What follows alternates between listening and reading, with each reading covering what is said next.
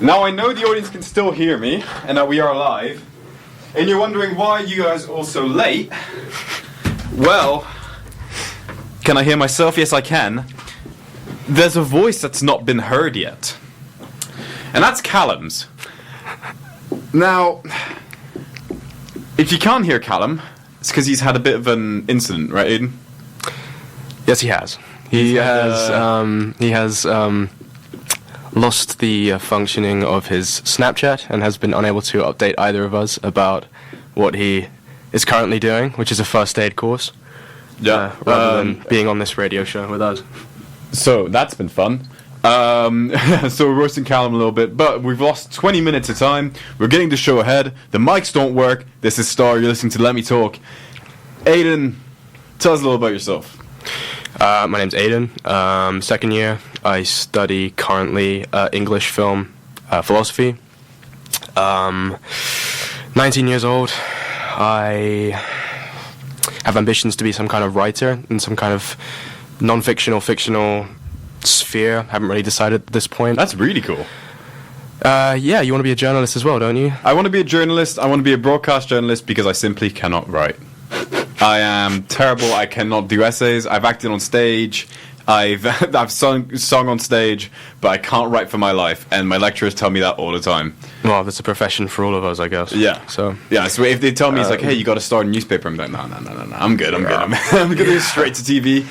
Yeah. So we're here to talk about a little bit about Marxism. This is a little more fast-paced than we would have wanted, given the situation at hand. So, tell us any background to, like, just give us Aidan and Marxism a story. Go. Okay. So, I went to school in Cambridge. Okay. I went to school at a it was a Christian-run sort of Methodist school, which essentially means that it's a liberal form or classically liberal form of Christianity. At this point, that essentially means that it's conservative. So at a very young age, I was fairly disillusioned with a lot of the sort of Christian and conservative values that I was being sort of lectured once a week sitting down in a chapel, which essentially drew me to, like most fairly unread kind of adolescents, to the sort of new atheist movement of people like Richard Dawkins and Christopher Hitchens. The Christopher Hitchens route took me down a more political sort of assessment of religion and organized religion, and more into a kind of materialist perception of things, of social relations, and the sort of younger Hitchens who wrote for papers like The Nation and The New Statesman, rather than the later atheistic and moderately imperialist-minded sort of fat, chain-smoking alcoholic that's become famous on YouTube, who supported George Bush and all of the American interventions in Iraq post 9/11. That took me to the more materialist strain of political thinking, which goes back way further than Marx, but was revolutionized by Marx in his thinking and writing, not least in his economics, and philosophical tracts and treatises, but also in his journalism. And from Marx, you can find references to many different types of philosophical traditions, which have, more so in the continental tradition, people like Hegel and the German idealists, which have come to influence me somewhat, not as much as Marx, and we'll talk about potentially the break between Marx and that kind of train of thought, but way further to the more sort of like, should we say, like phenomenologists and existentialists, post-structuralists, and all of those interesting radical thinkers who have come to just significantly influence me over the sort of last, should we say, 3 years since I decided that the new atheist movement was a bunch of bullshit. So yeah, fair enough. You're allowed to swear on the show. Just saying, you're allowed to swear. I'm well aware. Yeah, I mean, we talk about different thinkers, and you're right, it's just incredibly interesting. Do you have a question to ask you personally on that? But we're gonna, so the audience gets a bit of background on how Let Me Talk works. Calum actually writes a bunch of questions, then goes, "Is this okay?" And I go, "Yeah." Then I write my own questions as well. So Calum is very much trying to get educated from this show. So, to educate Calum, one of Calum's questions. So, hi Calum, hope you're listening to this recording whenever this is going to be up. Calum asks, who was Karl Marx? Who was Karl Marx? Should we answer that very quickly for Calum? This is such a fun question because it's essentially completely biographical, which I began a research project on for my own fun, like about 2 years ago. So I have this PowerPoint with some vague facts that not many people are actually aware of. So give us a few fun facts on young Karl. Okay, so Marx was born 1818 in Trier, so it's then Prussia. Okay, he was born into a secular Jewish family. His father was he came from a long line of rabbis who. He had ambitions to be like a successful attorney, and obviously during a period of immense European Jewish suppression, including the abrogation of Jewish emancipation in the Rhineland, and such events like that, Marx's father converted conveniently to a more secular form and public Christianity in order to gain success in his career. So the Jewish oppression was pretty central to Marx's nuclear family household. His father was a middle class, obviously, as an employed lawyer, was of the sort of bourgeois class in the 19th century, and so held Enlightenment values. And so Marx was very familiar with that kind of lifestyle and knew exactly what he was talking about, therefore, from personal experience when it came to criticizing those. He had many children, some of which, not many, died of starvation during periods of poverty in London. He studied under Edward Gans, who was a Hegelian. We can get into the theoretical influence of Hegel on Marx's thought if we have time. Marx himself was a young Hegelian in that sense that after Hegel dies, like Hegel's fundamental ideas are carried into the different ideas of people like Feuerbach, another person who influenced Marx, and Marx himself, whose own PhD dissertation was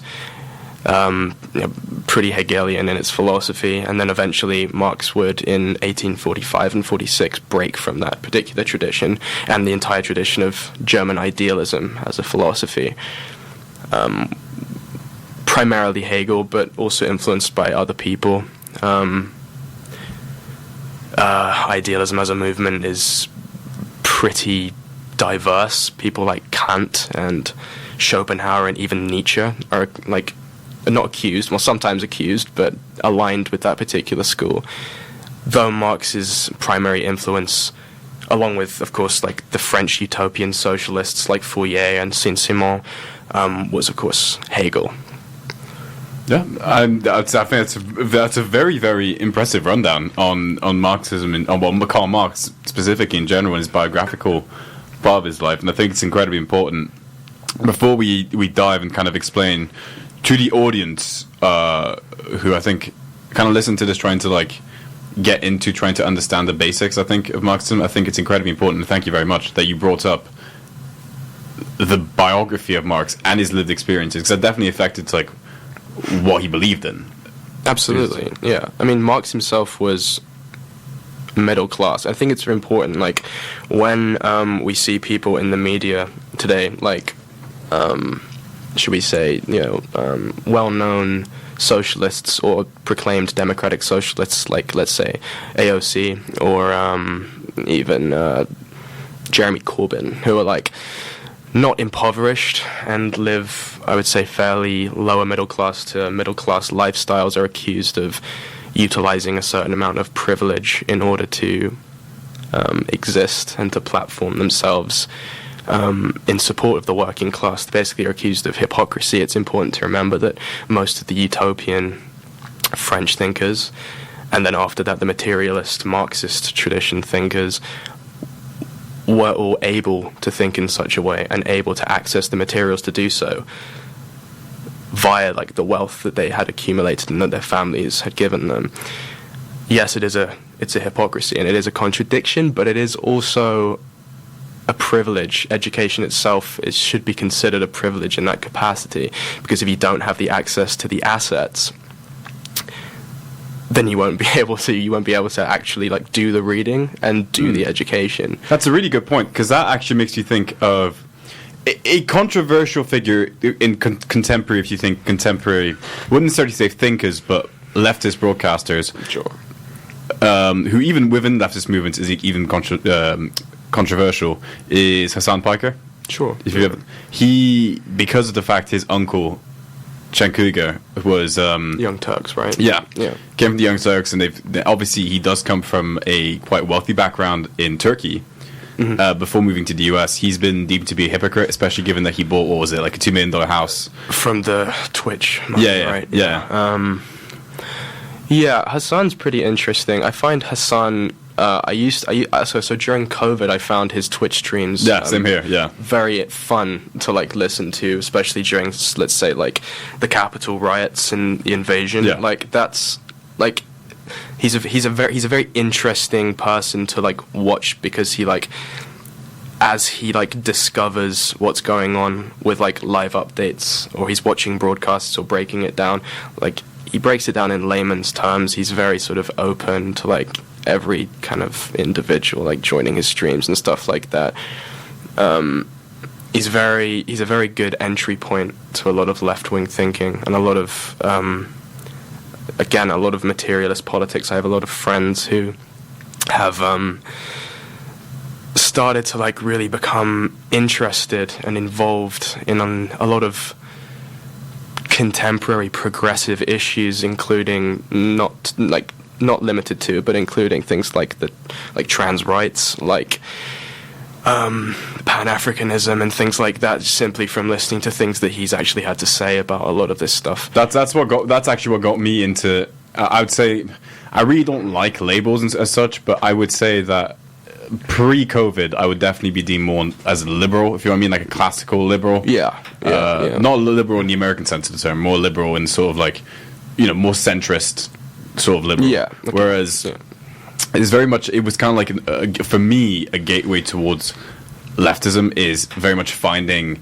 his Twitch channel. And then over time, sort of, and I still do have myself, I do still like him, but I have found I have grown sort of away from him and sort of trying to find sort of like broadening my ideas, and I think, as you said, a great entry point. But I think there's also, I think leaving it at that and then like kind of progressing as a person.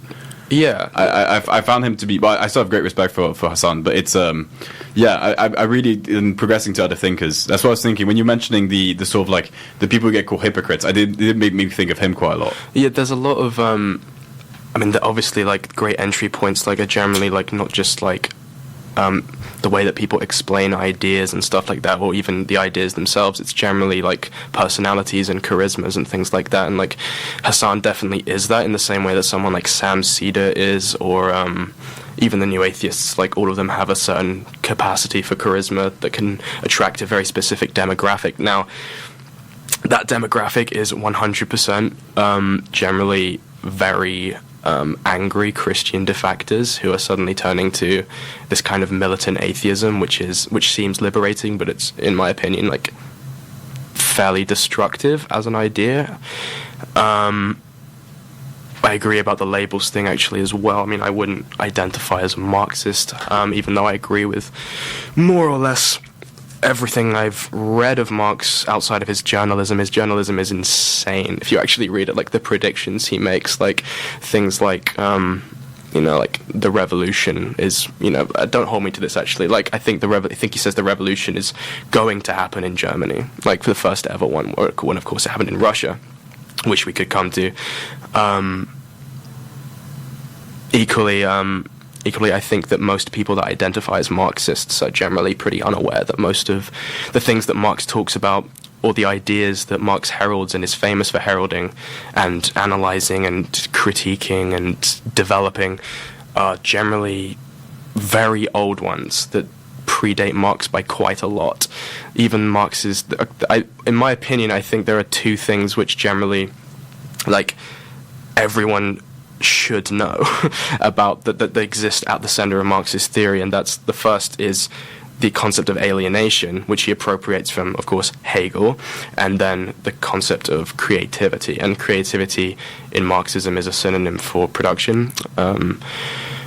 Those two things are generally, I think, the pillars and exist at the center of Marx's entire body of work, even the later stuff, which some French theorists in the 60s decided to separate from the early stuff because they thought that the early stuff was more of a...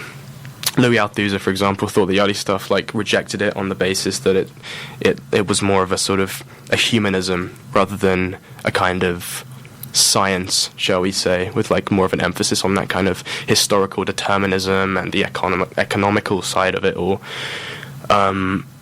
That's really like simplified, but there are a lot of arguments that he made in like really famous essays like Ideology and Ideological State Apparatus and things like that. But I think that most people generally who are aware of the revolutionary tradition in literature and in actuality are aware of a lot of Marx's ideas, including the whole idea of collectivization and communism comes from antiquity and from ancient Greece, for example, even from Cicero. So, oh, definitely. And you were actually mentioning with kind of like labels as well. Yeah.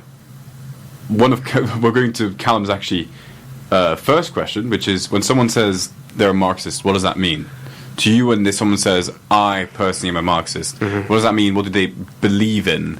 And in terms of, like, if you think of it as, like, the theory itself, less the man, I think, but obviously the man is obviously incredibly important, but more... The theory. Okay. Marx, it's really funny. Okay, so if you search up Marxism on Google, the definition that comes up is, this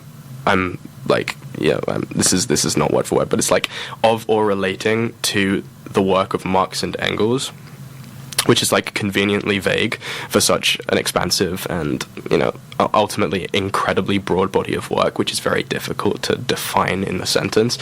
And like, so there's that, and for that reason, like, which is exemplified, by the fact that there are so many different like variations and variants of Marxism. Marx was always in his life competing against like different factions of left-wing thinking, which is the entire point of the last chapter of the Communist Manifesto.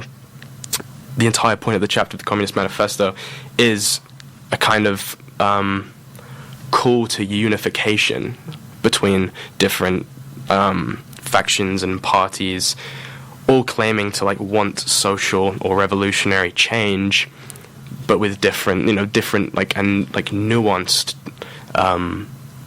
points of conflict in methodology or in whatever. Like, for example, the fundamental difference between Marxists and anarchists is that Marx made an emphasis on the necessity for capitalism in order to achieve socialism. Capitalism has to happen, and it has to run its full fruition, in order for socialism to have like the wealth in the first place to redistribute.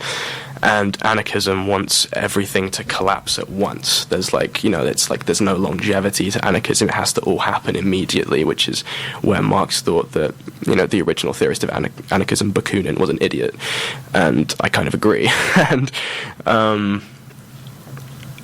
when someone says they're a Marxist now, which is interesting, because not many people do, they're generally aligning themselves with a kind of anti-Stalinist, anti-authoritarian, new left countercultural kind of Marxism, which is generally all about fucking like freedom, democracy.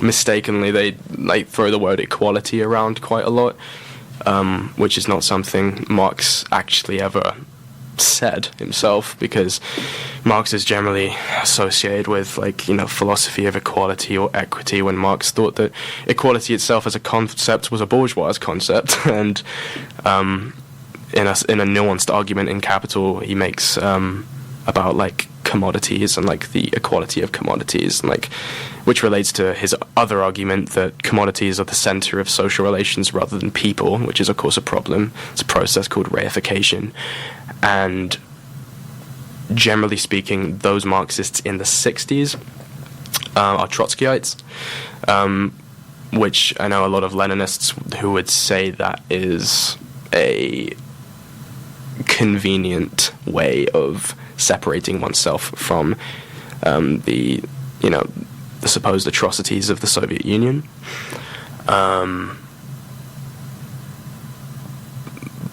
But then again, there are Marxists who defend the Soviet Union still. Leninists, Marxist-Leninists, even Stalinists, who think that Lenin's interpretation of Marx was absolutely correct. It's just the conditions of the part-feudal Russian society in 1917, which essentially caused and prophesied the downfall of the Soviet Union in 91.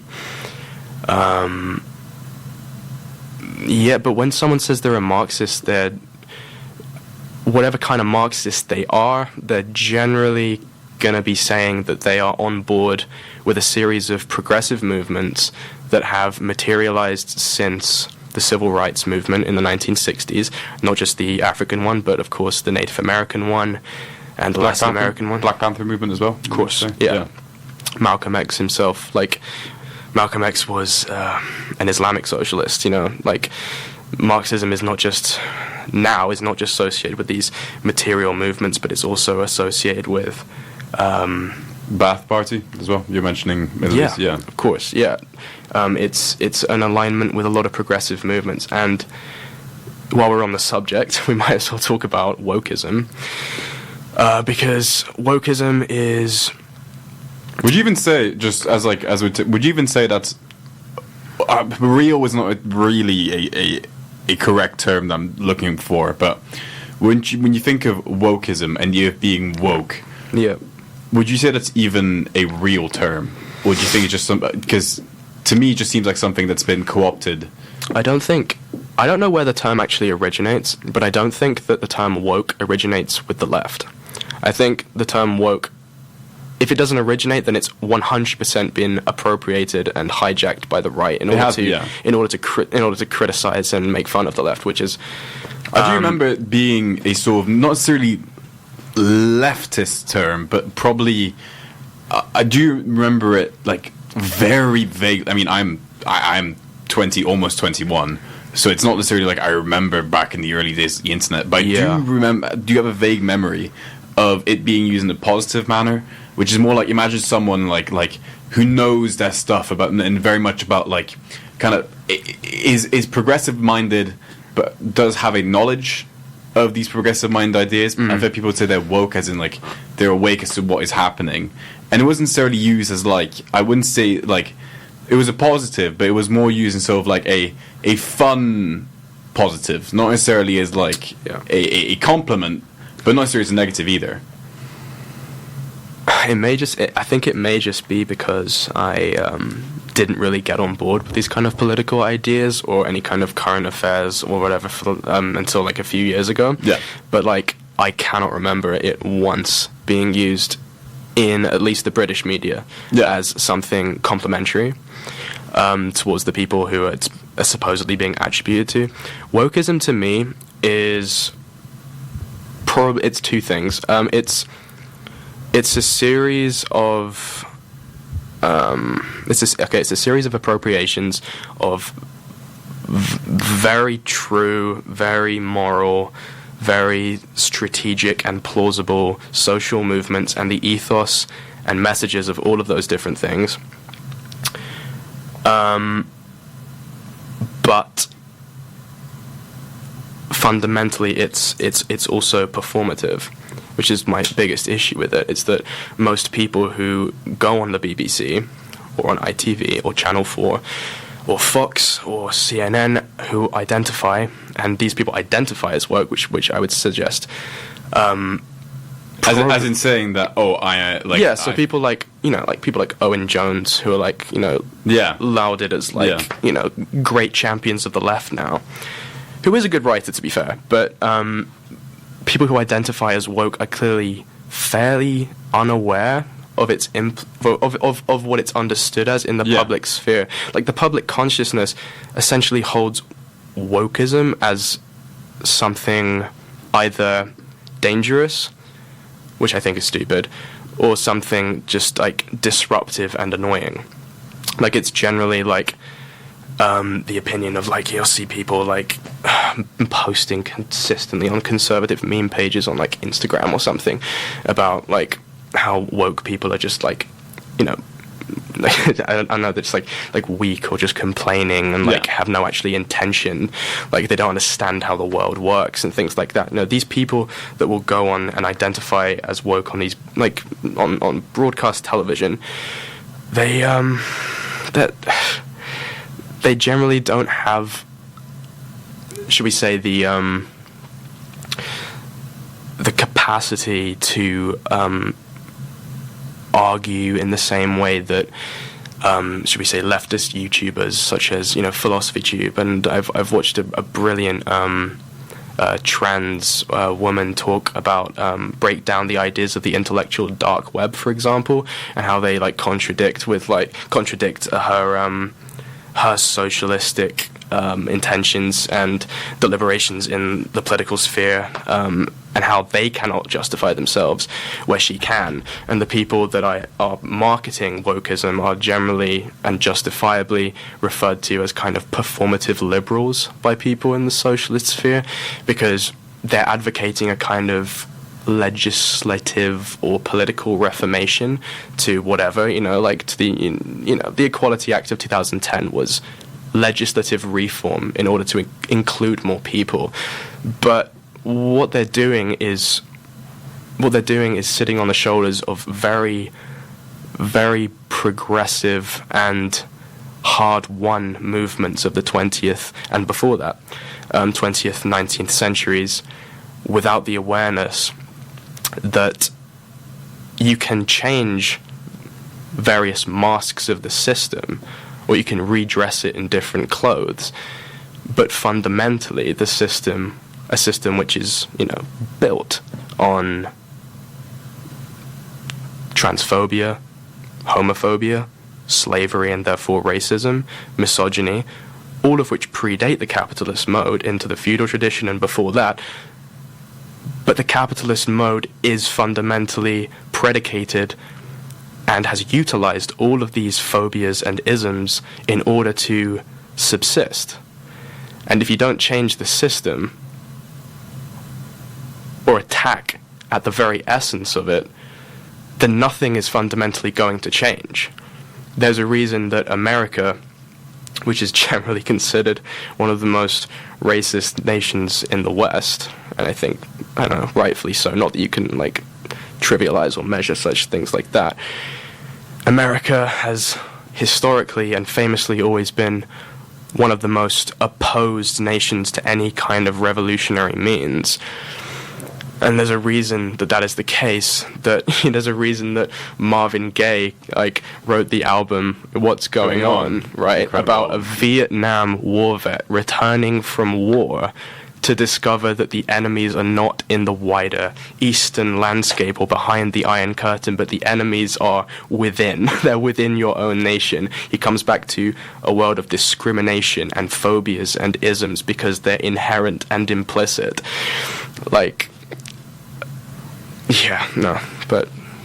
Next question. I mean, I was actually really enjoying where you're going with that. That's actually one of the topics I'm incredibly interested in, is sort of the civil rights movement and its links to leftist. I don't again labels, but socialism, Marxism, and there are some definite links. Yeah, no, such an interesting. I went to an American school in the Middle East. Okay. There was the American system. Where in the Middle East? Oman. Okay. And the teaching, you really realize that in the American system, the teaching of civil rights very much glosses over more revolutionary figures such as Malcolm X. Absolutely. Or anyone within the Black Panther movement, for example, to name a few. Yeah.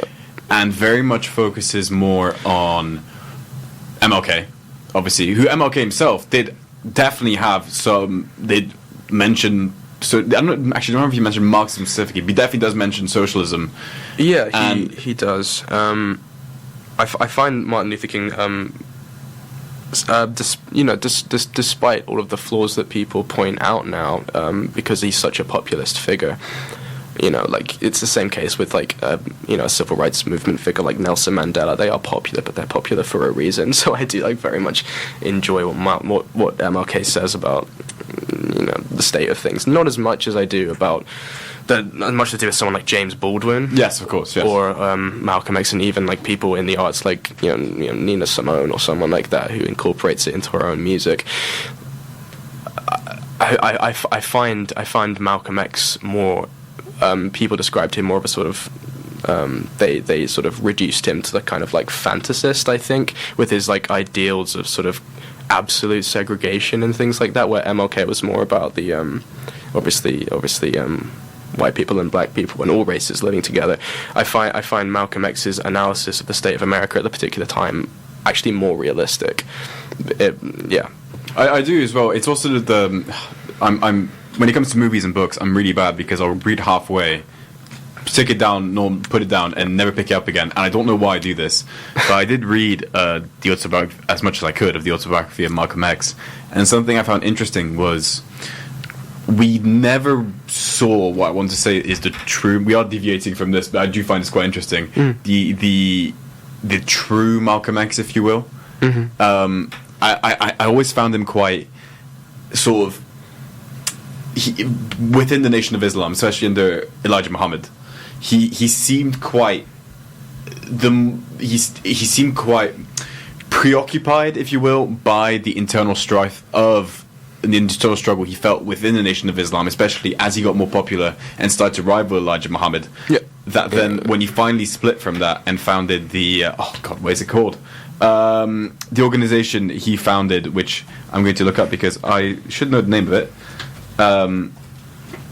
It was Organization of Afro-American Unity. Yes. And you see him sort of, I feel, sort of, when he breaks away from that, sort of himself learning new things. He takes his voyages to Cairo, to Mecca, and I always felt like there was so much more to see from him that he didn't quite get to do this. And I think you can see it a bit with Muhammad Ali, who himself, like, after Elijah Muhammad died, and Nation of Islam converted to more Sunni, like traditional Sunni Islam, his big kind of like ideas came post the death of Elijah Muhammad. His because he was post-fighting career. I mean, anyone who says that like Marxism as a school or as like what do you call it, like a lens or whatever is irrelevant now, and it like it's bagged down by like ideas like class or whatever. It's like it's got nothing to say about like current sort of mainstream what you call like I guess like identity politics kind of movements, things like that. It's like you just have the first thing you have to look at for one is Lenin's book Imperialism, like the highest stage of capitalism, which is I'm paraphrasing on that title, but essentially Marxism is very much focused on colonization, imperialism, and the damage that it's done. Malcolm X himself, you have to look at what the relevance of Marxism in progressive and materialist movements in Africa, not least the African American movements, I would say headed by Malcolm X probably in the 60s, among of course the Black Panthers as well. There's a great movie that came out a couple of years ago called One Night in Miami. Oh, I've genuinely been meaning to watch that. Yeah, no, it's really great, and like Leslie Odom Jr. plays Sam Cooke. It's great, but the relevance is so unbelievably implicit. It's explicit. It's astute. Like it's like also Marx and Engels. It's important to note as well that they were proto-environmentalists. Like at the heart of Marx's theory of alienation of the four categories, one of them is humankind's alienation from nature, because nature is rendered by the capitalist mode of production into this kind of dead, kind of material for extraction of capital. And I think we can see, like, very obviously with the environmental crisis that we've got currently going, that he was absolutely right, and that corporate greed the ideology of corporate greed propagated in the 80s by people like Reagan has, of course, continued a long line of exploitation of nature, which has now come to a kind of apocalyptic stalemate. And if Marx was alive now, I think he would definitely be at the forefront of ecological politics. If not, he'd be that annoying environmentalist on the end of a Twitter feed. Definitely. Marx is very relevant. He's also Engels specifically. Actually, I know there's a question coming up about Marx's relationship to Engels, which I think is a little bit stupid. The problem is we have 5 minutes, so what we definitely need to have is a part 2 with you. Because it's incredibly interesting. Because there's so much to say. I know Calum just wants very much. Calum's trying to learn from this show different things. Yeah. So he really likes the simplistic breakdown, which is incredibly important. Yeah. But then you have when he has me sub in, I'm really it's a weird one because I want the audience to learn, but I also know the basics. Yeah. So note to Calum and Tom for the future. For when Aidan does come back, unless he hates us after the delay, we will talk about class conflict next time because I feel like we need more than 5 minutes to talk about that. The idea of class. That's huge. Yeah. I did want to ask you to go back actually to the beginning of the show, and you mentioned about growing up in the kind of conservative Christian background and how that made you sort of move towards Marxism away from that background. And a different leftist thinking. What do you think of the relationship between Christianity and Marxism? Because you think about it as the whole very simplistic mindset of Jesus was a socialist, if you know what I mean. But we do have 4 minutes really, so you'll have to. The relationship between Christianity and Marxism is very weird because Jesus, if you interpret his actions, especially in the Gospel of Luke, Jesus is very anti-consumerism. He's he's famously anti kind of, hoarding wealth and things like that. He's there's a really famous quote from the Gospel of Luke. I'm an atheist, by the way. I just kind of know the Bible, but there's a quote from the Gospel of Luke which essentially says that it's easier for a camel to fit through the eye of a needle than it is for the rich to enter the kingdom of God. So if you interpret Jesus' words and parables very literally, then it would suggest that Christianity is actually pretty materialist, pretty socialist in that capacity. But I just and there are people, there are very famous Marxists like Cornel West or Terry Eagleton and stuff that very much utilize their grounding in Christianity and in religion in order to justify their political takes. I am open to that. I don't think I've actually made a decision about the relevance of religion. I think it's very useful. I think Marx's very militant atheism is. I think it's a very noble way to live your life, but I think that the fact that when you consider that religiosity and church going increases directly proportional with